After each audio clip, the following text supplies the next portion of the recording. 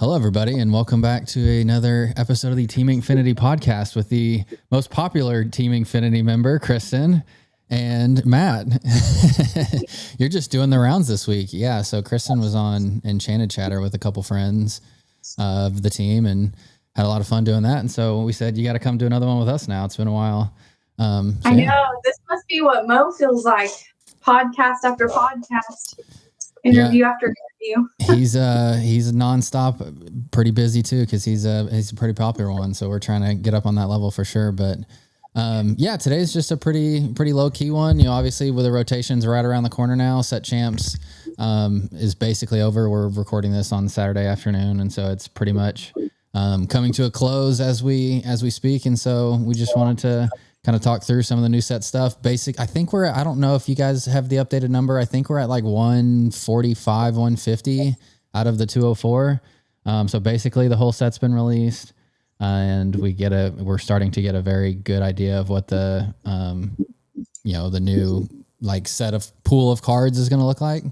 So let's talk Fabled. Let's talk set 9. I think Matt and I were chatting really quickly before we jumped on and started recording about the Ursula Deceiver. So Ursula, the Emerald Ursula 2-drop that has wreaked havoc on the meta for a very long time has been reprinted, and it's going to come back. And so I think it's a big unfortunate situation, at least in my opinion. And Matt kind of had the same thing. So Matt, what are your thoughts on Ursula and why we wish she kind of stayed away?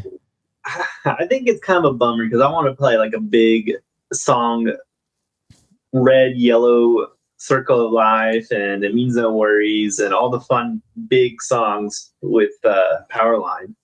And I kind of think this kind of ruins that because you can't play those big, uninkable, clunky songs with her in the format because they're just going to get ripped away.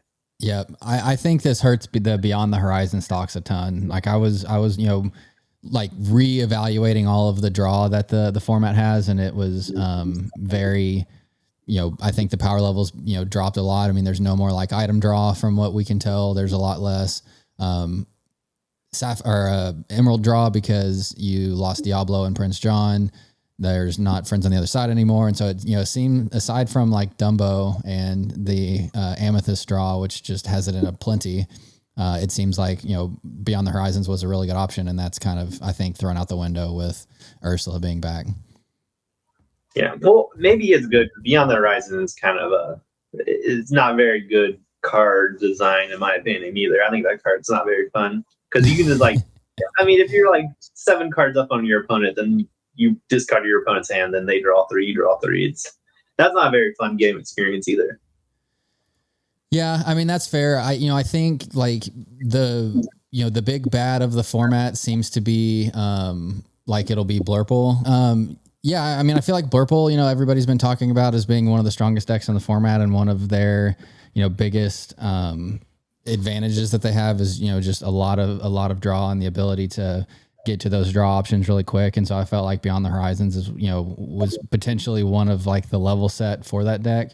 And with Ursula back, I think that, hits a lot of those, like you said, like dead, high, uninkable cost songs, because it takes so long to be able to play them. You don't want to, have them around. But anyways, that's just, again, that's very like nitpicky right off the rip. But Ursula coming back is definitely one of the bummers, I guess, of the new format for me.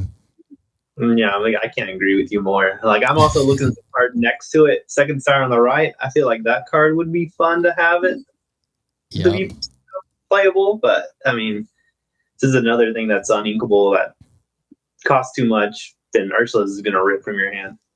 Yeah, I think when this got reprinted or when this got announced, like there was a world where I was like, okay, this actually like is the place where this is a very good card again, or a very good card, and will have the time of day. But I think Ursula does shut down a bunch of that. Yeah. Kriston, what one card have you seen that has hit the reprint shelf that you wish had not? I'm trying to remember all the cards that have been revealed. There's been so many of them. Yep. We're to a bunch at this point. Under the Seas, I mean, it's okay. It's a big song. At least it's not inkable. Oh, I missed Well, Shadow the Finder. card that I'm sad that has not been announced is Be Prepared. I've been waiting and refreshing Twitter nonstop, waiting for someone to reveal the Be Prepared reprint, and it has yet to come.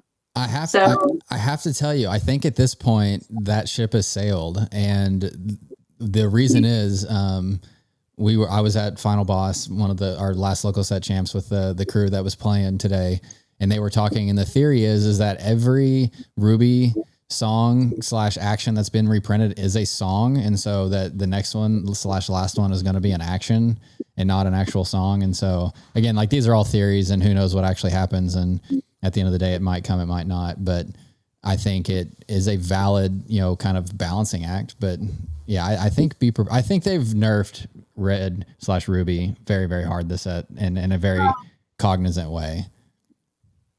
I think, but just like I said on Enchanted Chatter, like, Be Prepared was fair. It cost a lot. It was uninkable, and it got rid of both of our boards. What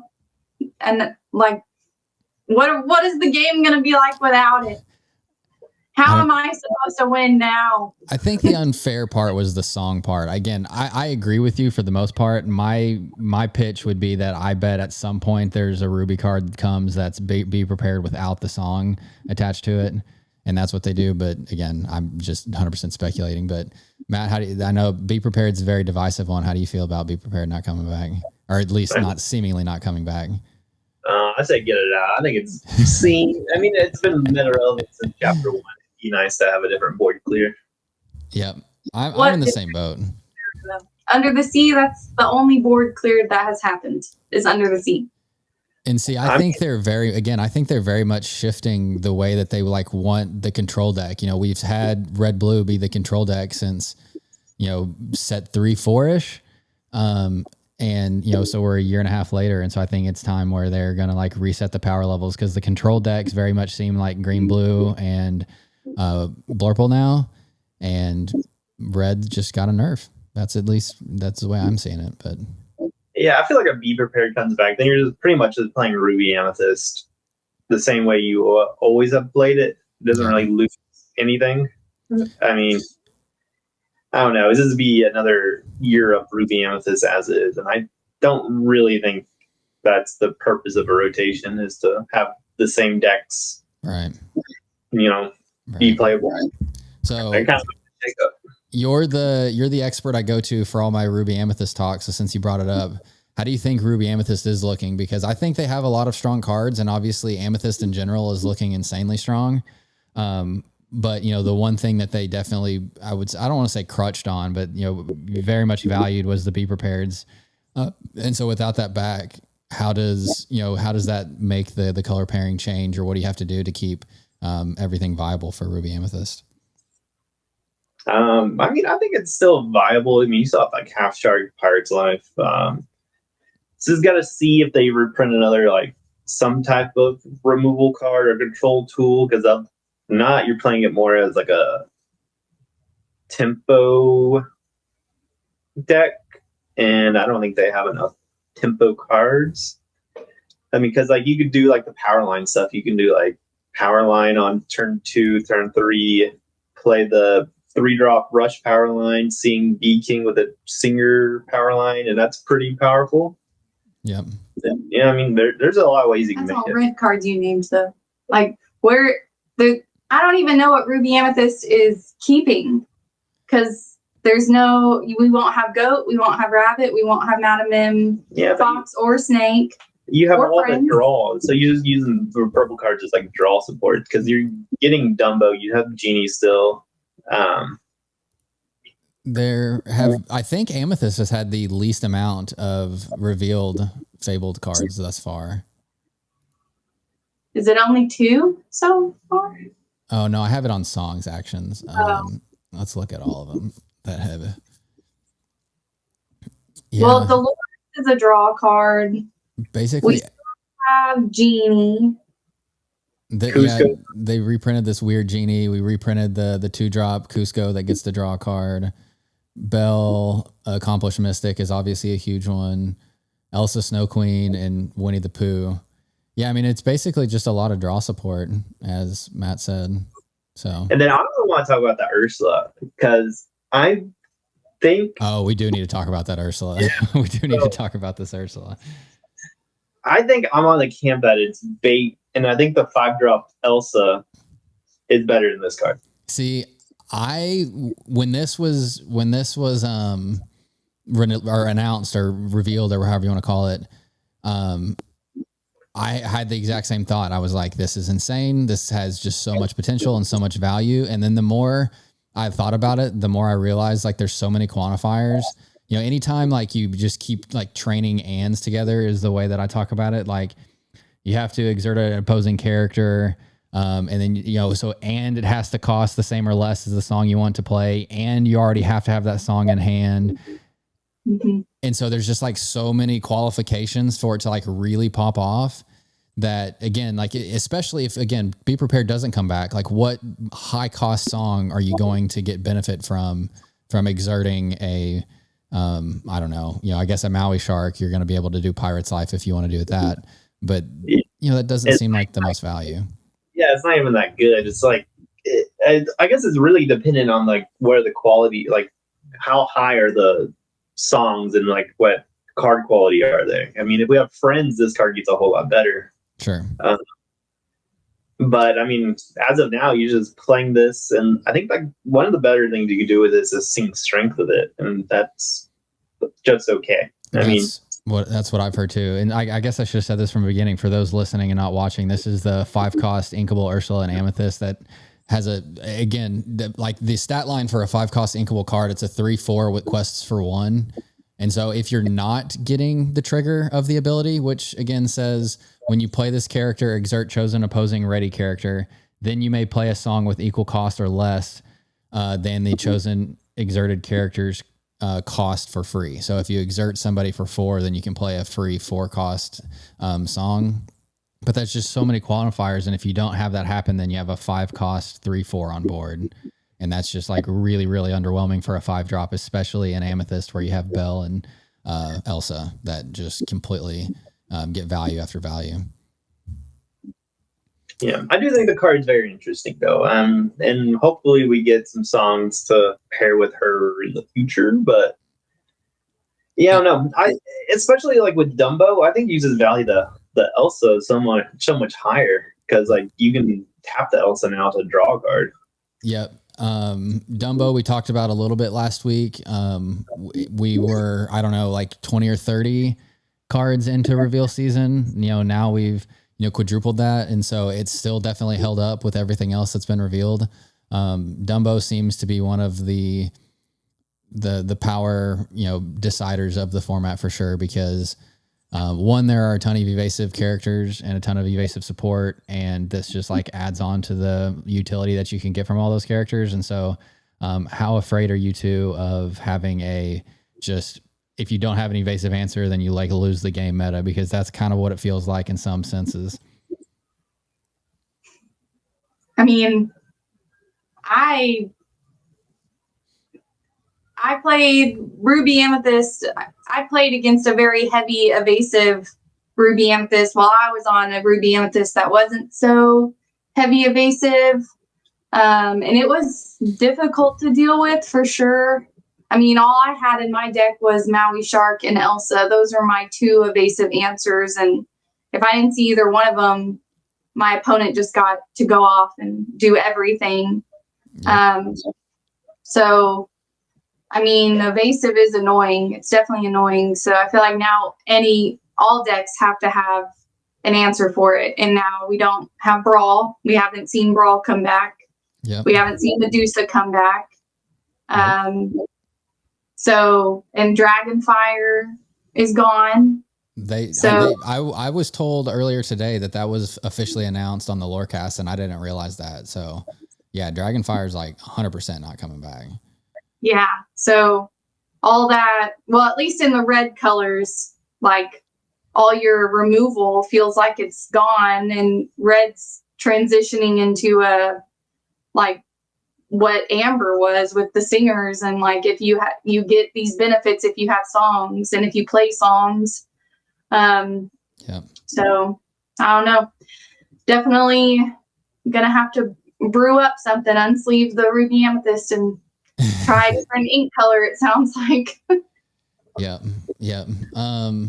Any final thoughts on ruby amethyst then, or in general? I mean, I think I think it'll still be good. I think you definitely have to change the way that it's built and the way that you're composing it without a be prepared. But yeah. I mean, it's probably you're probably just playing it as an evasive deck because you just want to use that Dumbo and probably do what the other purple decks are doing. Okay, let me ask you this question then, kind of transitioning us to the next topic. What do you think is the best Amethyst deck to pair with Dumbo? Is it, I think there's been a ton of talk about Emerald Amethyst. Is that, by far and away the best one? Or I've, kind of tinkered around with Amethyst Steel, because you have all of the characters that say evasive on your turn. But I think you have some bigger bodies and you have, access to some good removal. And so that one's been kind of interesting to me. But yeah, curious what you think is going to be the best Dumbo pairing. Yeah, that is a good question. It's either like Amethyst Steel or Ruby Amethyst, I think. You could probably even do Emerald. Emerald has quite a few. That Rapunzel is evasive. Yeah. I mean, you also have like Go-Go Tamago. Yep. Go-Go gets extra value then outside of just, trying to trigger her ability for sure. Yeah. Yeah, I mean, that is going to be a hard question. I mean, yeah, really hard question, actually, because you want like a evasive on 2, 3, and then like 4. I don't know, because Dumbo is kind of a slow card because you have to have all the extra ink to be able to tap your characters to get the benefits. Yeah. So I mean, if decks are quick enough, that card might just be too slow for the format. But it is, if the games go long, I mean, that's the card that you probably want to have. Sure. Okay, let me ask you this then with Dumbo. Do you think he's an on-curve play, or do you think he's like a turn 6 or 7 play? I don't know. I mean, you could definitely curve him on 4, but I think he'd probably higher value later in the game when you can get the benefit immediately. Man, I love it when you validate all my thoughts. Sorry for cutting you off. I love it when you validate all my thoughts. That's kind of been where my head's at too. And so when you say the same thing, I always feel really like, okay, I know what I'm doing. Yeah. Oh, this is gonna suck if you do play him and then he gets strength and then you're just down one of your major pieces of a card draw. I mean, sure, the card's good, but it does have to be timed well, I think, and you have to have enough ink to capitalize on his ability. Yeah, I think that's a really solid point, actually, that I haven't really thought about it in that direct light. Like, if you can absorb him just getting removed the next turn and not being able to, trigger his ability, it's probably fine to play it on 4. But like, if you're playing on 4 on like the desperate need for you to be able to tap everything and draw the next turn, that's probably not the best time to be playing it, because then you might just, not have any opportunity to draw, and then you lose, and then you're kind of top decking, hoping, to get back in the game. But yeah. It's an interesting one for sure. I bet you the best deck for Dumbo is probably Purple then, because you can just play all your evasives, ramp, play him on 3, start drawing with him immediately, and I don't know, because you can like curve Genie into him or vice versa. See, I thought that too initially, but when I went to go kind of tinker around with building it, the amount of evasives that it has is not near as dense as you'd think. You could throw in the new Dumbo Feather item, to give something else evasive and get a little bit more value that way. And I guess the new Robin Hood, or the old Robin Hood that got reprinted from chapter 1, the Sapphire one, is also evasive on your turn that could get you some value. But the Feather basically says, when you play this, you can give something evasive until it's removed, essentially. And so that would help. But between, Genie and Elsa, are your two like real evasive cards that have been in there, pretty consistently. And I think obviously you're trying to quest with Genie because it just has more pressure. And quests for 2, and Elsa, is obviously really strong. And we talked about that with you, with the Ruby Amethyst. But yeah, I think there's a Blurple build out there that probably works, but it wouldn't be my first choice. I think it's Emerald or Steel, but again, I haven't actually like really tested any of these theories yet, unfortunately. Yeah, maybe. I mean, yeah, Blurple also has like additional evasive. Like it has Blue Fairy, which is a pretty solid card, evasive and support. Yeah, I was actually looking at that one too. I was like, can this be playable? Is this like one of those things that you're trying to do now if that's the route you're taking? And then you also have the 3-drop Dumbo, which can give evasive for a turn. So you can turn something into evasive and tap and draw. Okay, I'm wondering if you're gonna have thought of this one yet before or not. So what if you play that Dumbo or the Dumbo's Feather item and Monstro with Dumbo on board, give Monstro evasive, and then the next turn you just go to town and just, you have 8 or 10 ink and then you just draw a bunch of cards, get a bunch of lore, and probably close it out from there. Is that too like gimmicky to be a thing? Or is it one of those where Monstro is such a massive body and such a nuisance that and you can like ready him at the end of your turn, and so you'd have to have a standing answer to be able to stop it? Is that too gimmicky, or is that like, am I cooking there? I don't think it's too gimmicky, because I think those cards you probably play besides like the Dumbo's Feather or the other Dumbo, the gives evasive per turn. I think you'll play those cards regardless. So you could probably just squeeze 2 copies of Feather or the 3-drop Dumbo in your deck. Okay. And if you have it, you can do it. And if not, you just have you have Monstro that can just trade down a board. It does worry me for sure, but I'm also kind of, they had the Monstro Donald combo from this set where, I don't remember the song, the Amethyst song that, you get a lore and you put it at the bottom and it's the last card and you just discard your whole hand and draw and do whatever. But that one ended up being gimmicky. And so like in the back of my mind I'm like, it's just going to be a gimmick. But then I'm like, the deck is basically already all of the pieces there. And to your point, you just put like 1 or 2 copies of this in there and then call it good. And if it hits, then it hits. And if not, it's still an insane Blurple deck. So, yeah, then you're still playing powerful cards. And you're not happy. If you do get that combo and you get like 8 lore and draw, through your deck, you're pretty happy about that. And you're probably just winning the game. Yeah, you probably do just win the game, because initially that, I had the thought, I was like, well, you have to pay the ink. And so it's got to live for a turn. And so then you're kind of, it could be a little slow or it could be a little resource intensive. But at the same time, to your point, like you just kind of win the game. Like most of the times you're going to get to 10 to 12 with Blurple pretty easily from your early Genie quests. And then you kind of just, bring it home from there. Yep. Okay. Kriston, what card are you that is new, are you most favorite about? Or are you most excited about? Most favorite about? That makes no sense. Most excited about. Well, Powerline, I think we've already mentioned Powerline, but I think Powerline will maybe make Red Steel a deck. Yep. I'm excited to see how Powerline does in actual like testing. So the Powerline, the big Powerline card and the small one, I like both of them. And I liked the Ursula until you guys had said all those potential reasons it's bad. So now I'm second guessing it. It still has potential. It still has potential, but just for the first sentence where it exerts a character. Sure.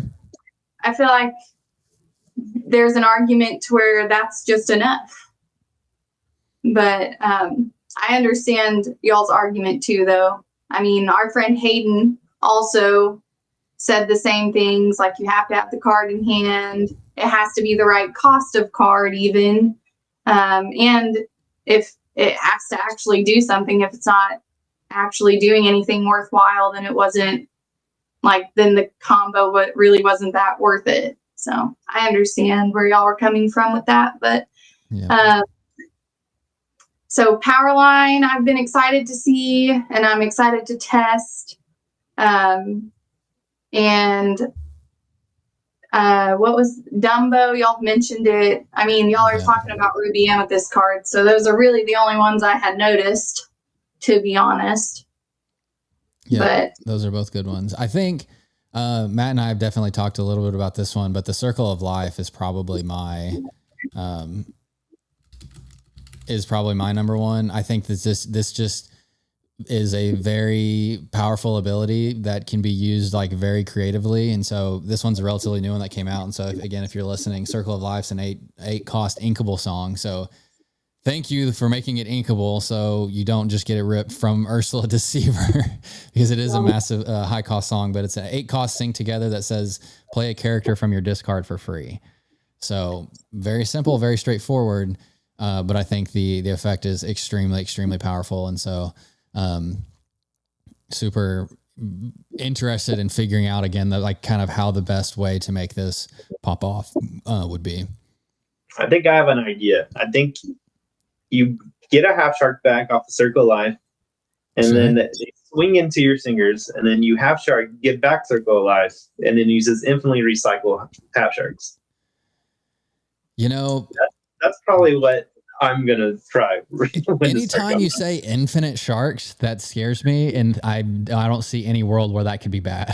So yeah, yeah. I mean, that's a very powerful one for sure.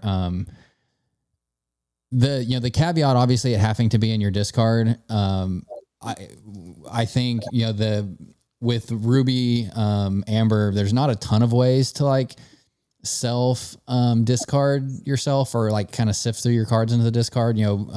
Robin Hood Sharpshooter is probably the most efficient way.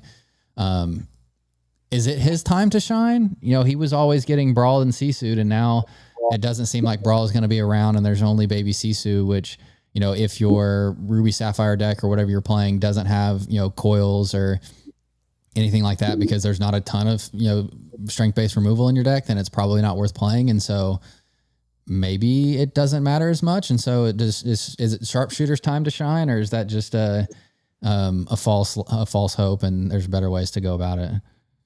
I think it is Sharpshooter's time to shine. I think okay. He deserves his time to shine. I got my playset of Enchanted, so I'm ready to crack those. That's all I needed to hear. If you're already investing in the shiny ones, then that does mean I think it's time to shine for sure. Yeah. He might be a 2-up, but I don't know if he's a straight 4-up. That's fine. 2 for him, 2 for me. Yeah. That's really funny you mentioned that, because the next question I actually was going to ask is, I know you guys are very big fans of the shiny cards as well. And so what is your favorite?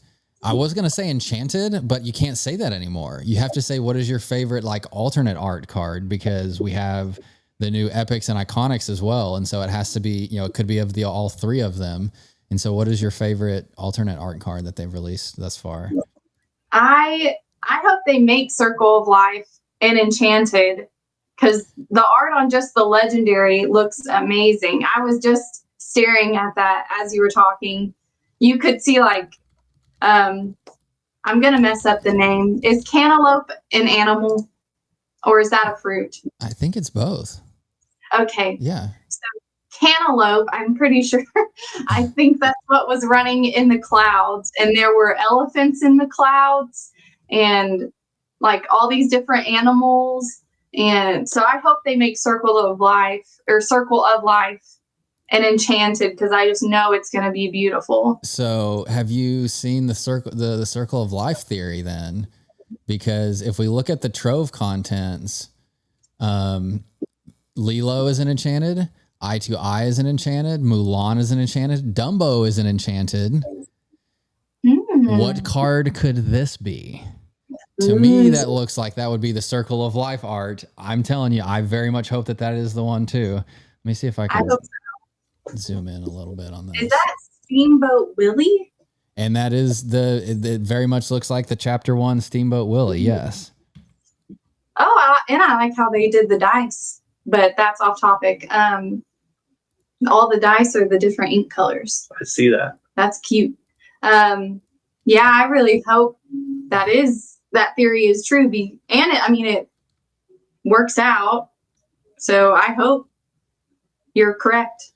And it's all enchanted. It's all those other cards are enchanted. They're not epics. No, Lilo's an enchanted, Mulan's an enchanted, Dumbo and Eye to Eye are all enchanted, not epics. So, heck yeah. Well, then I if / when Circle of Life is revealed as an enchanted, that will probably be my favorite. See, I've been banking on that one too. That I have like so much hope because, like I said, it's the card that I'm most excited for thus far, and I think it has a potential to have just an incredibly awesome enchanted. So, yeah, that's super exciting. Matt, what about you? Really, really good job with the Lion King enchantments. Because I also have 2 of the It Means No Worries, and that's one of my favorite cards. Yeah, that's. I feel like that's your signature card now. After playing that at the did you play that on the 5? No, you just played that on the 3K day at the Sharp tournament. I know I should have played at the 3K, but Sharp. Yeah, it was a 66 card Means No Worries Kristoff list, and it was super fun. Really like that deck. Yep. I'm pretty high on, we talk about high on inkable cards with Ursula back. I still am very high on It Means No Worries because I shifted all of my docks all of my Beyond the Horizons into docks, and so that you can just loop your docks back with It Means No Worries and then just have more copies of dock. And so, I think It Means No Worries Circle of Life is going to be a lot of like fun discard recursion that you can do in that color pair. But that is, that I agree with the Lion King ones. Those are very, pun intended, I guess, iconic characters and cards. So, but that being said, we haven't really talked about the Lilo yet, and I feel like the Lilo deserves I was about to say that is at least some discussion on it because that card's very, very good. Is it your favorite enchanted too? It is not my favorite. I think Powerline's probably going to be my. That's kind of tough. I just want them all, really. But same. I do like Lilo a lot. I do like her a lot. The problem. So I say problem. The unfortunate / fortunate part with this set is I think there's a ton of playable enchanteds. So we've got Dumbo, we've got Lilo, we've got Circle of Life, which again, that's not confirmed yet, but we're very much banking on that one. You have the Power Line and Eye to Eye, which, I think is maybe not like fully there, but it's definitely got tons of potential.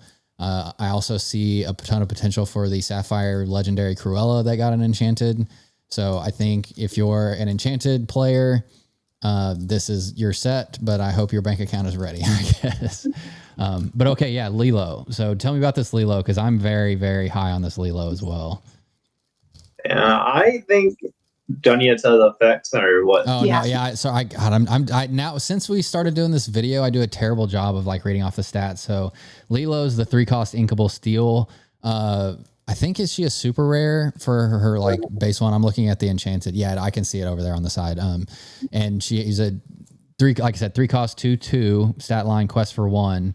But basically has a crab ability or a cricky ability, that says when you play this character, your other characters gain Challenger +2 this turn, and then has a secondary one that says whenever this character quests, chosen alien character gains Challenger +2, and this character can challenge ready characters this turn.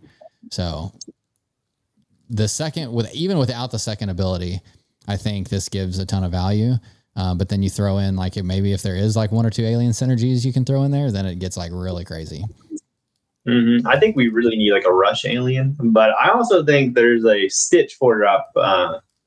When you banish a character in a challenge, you draw and gain a lore. I think that card's very good too. So, and that one is an alien too. That's from this set, isn't it? Or was it last? Was it last set? But yeah, that's a pretty solid one too. And then I think we have a 2-drop Stitch rotating back end that you could play on curve, but I mean it's not that good. You really need a rush to get really max value off that second ability. But I think the card's very powerful. I think it's it's a really good crab replacement. And then, it's almost, I don't know, it's really good. I think it's going to see a lot of play in a lot of decks. Yeah, I think so too. And you know, with Cricky rotating, with Crab rotating, you know, there's been a couple of like pseudo replacements with Yelena and like the 3-drop Jafar that gives something else, Challenger +2 when you play it. And so, you know, there's been a lot of those, you know, try to get the same type of effect, but never quite as powerful. This seems to be the one that is most powerful, and it being a 3-cost card, just, you know, inkable. And if there is some pirate synergy that you can build in, then it just makes it, you know, very, very busted in my opinion. Mm-hmm. I mean, I imagine this card's going to see play without even utilizing that second line of decks. Agree. I completely agree with that too. I think this is, you know, can be utilized in a couple different ways, but if I'm thinking about your Amethyst Steel decks with, you know, the 0/1 Diablo that's still sticking around, you have no, you know, crab buffs anymore. And so you need some way to, you know, get some value, some trade value from that card. And, you know, this seems to be the best way to do that in my opinion. Yeah, I really want to play this as an enchanted, but I don't think I want to spend that money. They're going to be like 150 to 200. Lilo will probably be an expensive one. Yeah. I think so too. Very popular character. It'll be an insane card for sure. I feel like you're not a huge steel player either. And so that's probably a fair one to just get one for the collection and keep it at that for you guys. But, okay. Are there any other cards then that I haven't mentioned or we haven't talked about that you're super high on or super glad did get rotated, or just something that you want to highlight in general before we move on to the last topic? I think Roxanne. I think that card should be talked about. Yeah, I think that card is really good. That is a good one too. I've heard a lot of rumblings about Roxanne in different ways to utilize her. So Roxanne's a 2-cost inkable 2/3 stat line, quests for 1 that says while you have a character with Singer in play, this character gets +1 strength, +1 lore. So the line I've seen thrown around is this is the new Smee, essentially. 100%, yeah. Because it's just easy to get to that 3/3 stat line. Yes. Especially we have what 2 new good singers, Max Goof, and then the Powerline 2-drop. Yeah. Do we have any 1-drop singers though? Was Cinderella our only 1-drop singer? Yep. And so you can still play it on curve though, because my initial thought was the same thing, is that you're kind of thinking, but you can, you know, you're obviously not going to do anything with it the turn it's played. And so all you have to do is play a singer on 3. Right. And then you still are going to get those abilities activated. And so, Powerline, right? Powerline's a 3-drop, the one that's... No, there's a 2-drop singer, and Max Goof is a 3-drop. Yeah. And then, obviously, there's a plethora of 3-drop singers in Amber, if that's what you're pairing with. You know, you still have Aurora, the legendary from a couple sets ago. And so, and then the 4-cost, I don't know if this one's going to say you play it or not, but the 4-cost Ariel Singer 7 is, you know, has been reprinted, and, you know, with all of these big songs and Beyond the Horizons and massive sing together ones, I guess is a better way to put it. Maybe there's a world where she has some value now. You know, there's no brawls, it seems, so, you know, she's a little bit more safe to just getting instantly banished. But I think Roxanne will be one of those like sleeper cards that's not like, you know, one of the big powerful ones that everybody talks about, but like comes in and just is a extremely consistent, you know, powerhouse card to have to deal with. Yeah, I think she's going to be a slightly worse Smee, and that's just probably good enough to see play, I think. And a lot of play, probably. I mean, I think this card's probably going to see quite a bit of play. How is she slightly worse Smee if she doesn't take damage at the end of the turn? Because the stipulation of having a singer on board. Sometimes you just don't have that, and she's a 2/3. Yeah, I mean, like if they, you know, if you play a singer on 3 and like quest, and then, you know, I don't know, your singer gets banished on turn, you know, that you sing strength on the singer, and then now she's down to a 2/3, and then you can, you know, challenge a 3/3 into her, and then, you know, she dies, your 3/3 doesn't, or gets banished, and your 3/3 doesn't. And so it is, you know, there's definitely ways to play around it to like deactivate the ability, which is definitely a little bit of a downside, but the fact that you have to like think around in order to do that, I think is enough to make it very much worth the effort. Mm-hmm. I mean, also there's probably not a whole lot of good 2-drops in red either. So, I mean, this card probably fits a lot of roles and is probably like the best option you have for the deck. I agree. I think, if you're trying to like reinvent Ruby Sapphire, which I think if you don't have Be Prepared or Sisu or Maui Hero to All, then you're probably going to have to reinvent Ruby Sapphire. You were really lacking in your like 1, 2, and 3 drops. And this should hopefully help fill some of that gap for those, very devoted Ruby Sapphire players. Kriston, what about you? What other new card are you most excited about? That's like, maybe not like a heavy hitter, but is just one that you think might come in and be kind of a slept on card initially, but really good in the long run. Well, let's look through the list because there have been some. What's that family fishing pole? I was going to say, this is one that Mo is really high on. The fishing pole is kind of a funny one. So it's a 2-cost inkable item in Emerald, and it interplays Exerted, but its ability is Exert, pay 1 ink, banish this item, return chosen character of yours to hand to gain 2 lore. So it almost feels like this should be a dual ink, like Amethyst Emerald card because you just keep going and it's like kind of an Amethyst ability. Bouncing is definitely an Emerald ability, but it's really powerful anyways. Mo is super high on this one. Speaking of dual ink cards, I could have sworn last set it was like speculated that we would get like set 8 and 9 would have dual inks, so I guess we will not be getting dual ink colors in Fable. It does not seem like it. It very much seems like, I think we're at 27 of 33 new cards unveiled, and there have not been any dual inks. My assumption is that since it's just such a heavy reprint set that, they're just kind of resetting the power levels for all of the individual colors. And then next set, it'll kind of pick back up. This Max Goo for Belly's team looks pretty good too. Is that 3-drop Emerald? I was going to say, is that the Emerald one? Matt, yeah, this is probably the last like individual card we can chat on and then move on to deck/meta.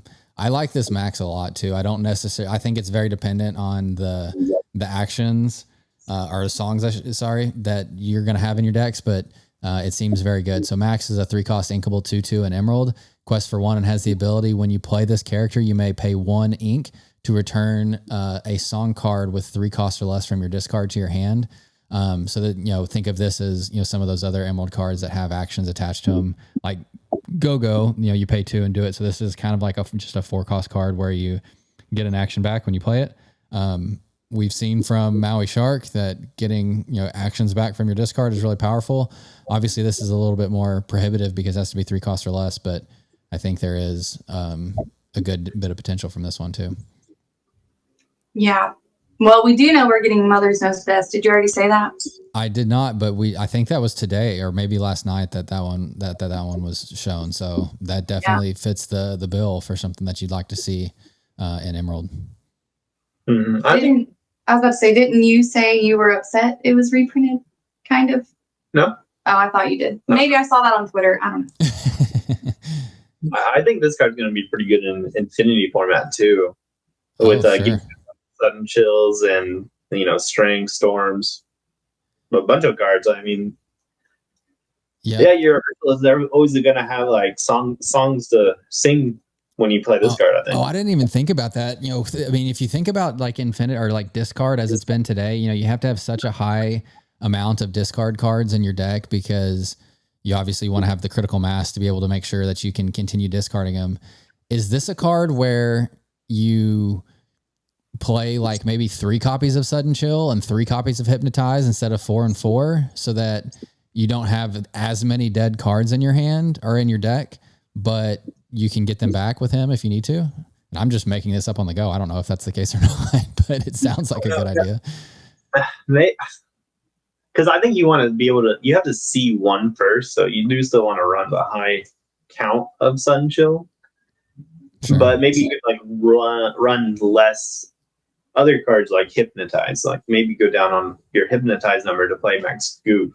Because then you. Yeah, I'm sorry I had to cut you off, but I realized this is a song, so it doesn't even work with hypnotize. So maybe you just cut hypnotize. I don't know. Yeah, maybe. I mean, yeah, this card gives you a lot more options because then you can get removal or discard in green steel. Yeah, that's very true. It and again, it when you get to pick what you're getting back, obviously, it just allows you to get the most critical piece for what you're needing in that moment, which is obviously extremely important. But okay, last topic for the day. Every time the last couple episodes, we've like gone over because there's been so many stuff to talk about. So I want to do it decks specifically. We've talked about a few decks. We kind of, talked about what we think is going to be good, what we think is not going to be good. But in general, what do we think is going to like the initial meta? How's it going to shape up? What are going to be the best decks? What are going to be things that we need to be looking out for? Well, I'm going to be honest. I haven't really, because I've been kind of waiting till we get all the cards revealed before making opinions and looking to make decks. But I mean, I think Blurple is like an obvious pick because they still get to keep the majority of what makes them good, which is like ramp on 2 into Genie, and which is like Bell Accomplished Mystic back, which is a massive piece for them. Well, they do lose Friends and they do lose Popsicle, and then that means that they kind of lose Tamatoa. So unless Popsicle gets reprinted, then I think Blurple becomes like the same deck pretty much. Oh, and you got Hades back too, obviously. Like Hades, basically like the core of the deck is all there still. And so I mean, while other stuff takes a step back, it's kind of just I mean, maybe not having Tamatoa or Bell Friends is a little worse, but I think there's still enough power there. Yeah, I mean, I think losing Popsicle is pretty devastating for the deck because now it's going to have to run. It probably needs to run 1-drops because it doesn't have the Popsicle into Bell line anymore. Yeah, I've seen a lot of Royal Guard and oh god, I'm gonna forget the other one now. The Squid and Palace Guard. I think there's Palace Guard is the 1/4, right? Or no, Royal Guard. Palace Guard is the 1/4. Royal Guard is the opposite. Those are the two: Palace Guard and Royal Guard. So Royal Guard's the 1/2 that gets a plus strength for every time you draw a card, and Palace Guard's the 1/4 illusion. And so I've seen a lot of those being thrown around.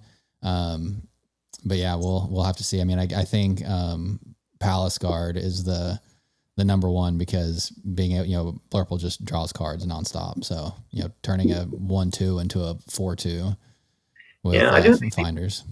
I do think they get quite a bit slower because now you can't like Tamatoa get 2 Popsicles back, and now you have to actually like play other draw cards, and I don't think there's quite as many cards that are as quick as Tamatoa Popsicle. Sure.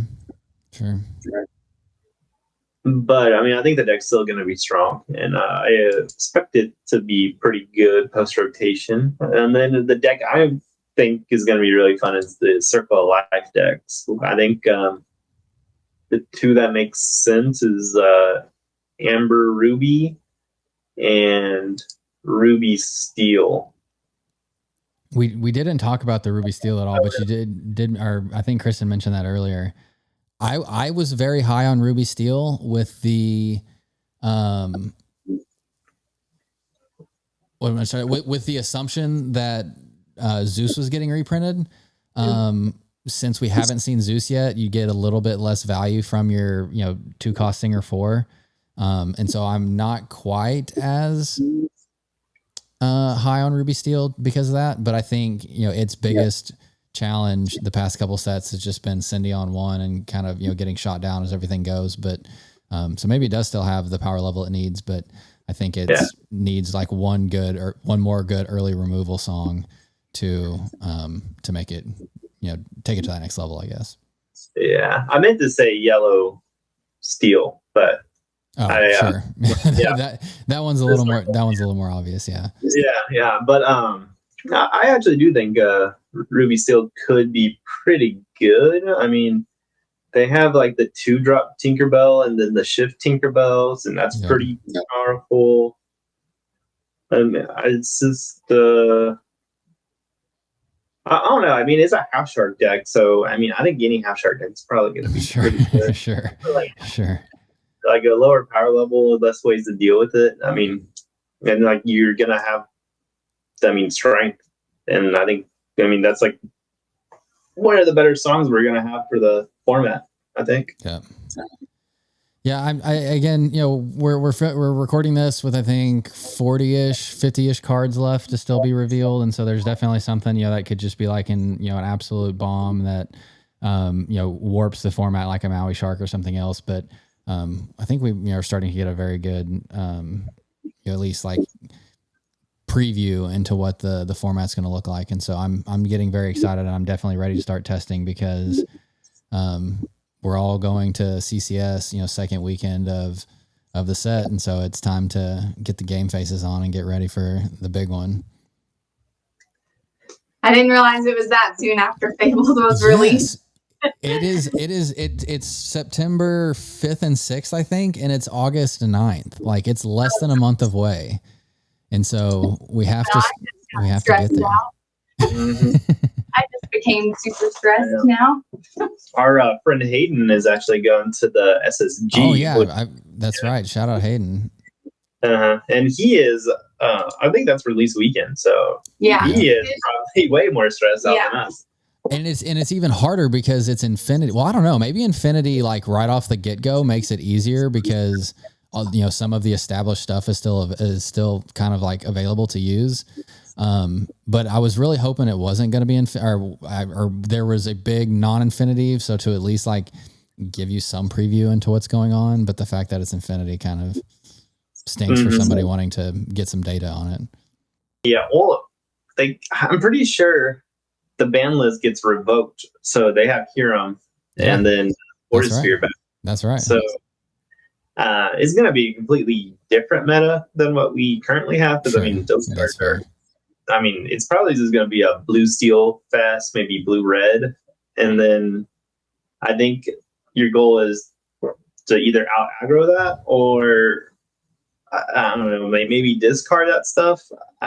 It's going to be a very hard meta, and there's not a lot of like data to pull from. So it's going to be kind of a crazy tournament, I think. I think it'll be basically what you said. I think it'll be very Sapphire heavy, whether that be your red or steel varieties, and then just very discard heavy. I think those are, draw a bunch and have a lot of, quick finishers in Sapphire, or discard everything your opponent's trying to do and not let them do anything, with your discard packages of your flare. So that would be my kind of predictions for Infinity at least. But interested to see how that one shapes up. But it's gonna be an interesting time. The game and more types of formats coming up, and it's gonna be a fun time post rotation. At least I'm excited for it. At least.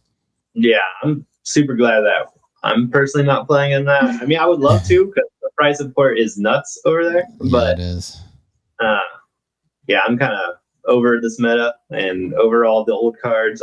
I'm actually a little bit bummed that we're getting so many cards kept into this rotation, but I mean, I'll take what we're getting. I mean, I'm definitely like the shakeup. Yeah, I can understand and appreciate why they did it because, again, like you're kind of resetting the power level to what you want it to be based on like your hand-picked cards that are coming back versus, like maybe not like fully fleshed out and tested new cards. But to your point, like I obviously, want a bunch of new stuff to just make it completely new. But out of the top, well, I don't know. Like, I'm not asking for a ranking list, but like if you think of the top 10 cards in the format, I don't think any of them have been, or I don't, there's like none. Maybe Hades. Hades might be the one that's like, yeah, that's like a really, really good card. But aside from that, I think everything is probably not coming back. Diablo, Sisu, Be Prepared, Prince John, Sudden Chill, Rapunzel, Ariel, currently is not coming back. Cinderella, Let the Storm Rage On. Like it's all gone. So I think it will be a very new, fresh game for sure, which I too am very much excited for. Yeah. Yeah, I agree. I think you're right, but I think it's gonna be a shark fest. Oh, sure. If you don't have an answer for a standing shark, then you might as well just concede. I mean, Yeah, it's a I just don't see how you're gonna unless you're. World's Greatest Criminal Mind got reprinted. That's true. So. Yeah. And then that Mickey Mouse can quest banish it. I think the new one, the iconic Minnie Mouse. Oh, the mini. Yeah. The mini can't. Sure. And without all the strength-based removals, she definitely has a much larger place to be in the game. So, yeah, I guess. Yeah, I guess there are some checks, more checks than I thought for a half shark. But sure. There's also Out of Order, right? true. Or is it Energy Blast? Oh yeah. The ruby action. I think the 7 cost uninkable ruby action, banish a character, draw a card. Yeah, and then Out of Order, I think doesn't. That one's like Dragonfire, but it just costs 7. I'm pretty sure. There are definitely answers, and there are definitely some unconventional ones, I guess you could say. But still, to your point, it's going to be shark infested waters out here in Lorcana for a while for sure. So you got to have shark answers and evasive answers. Yep, that we should have just said that could have just been the podcast right there. You could have just said that, and we could have just wrapped it up a lot quicker.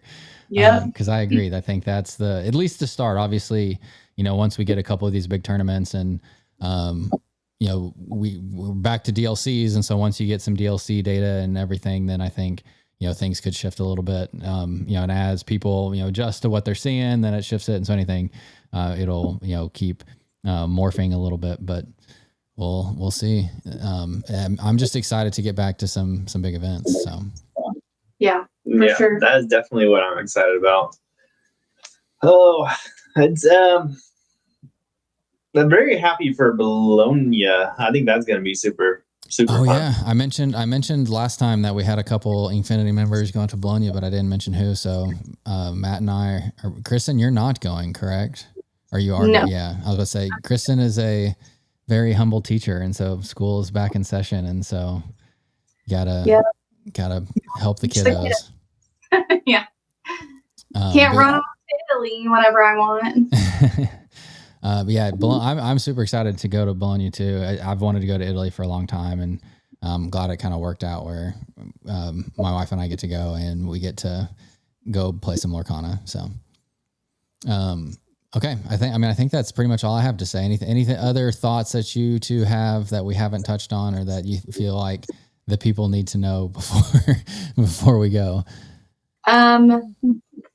When I said that you have to have shark and evasive answers, I guess I could have just said evasive answers, but I think you just have to have outs.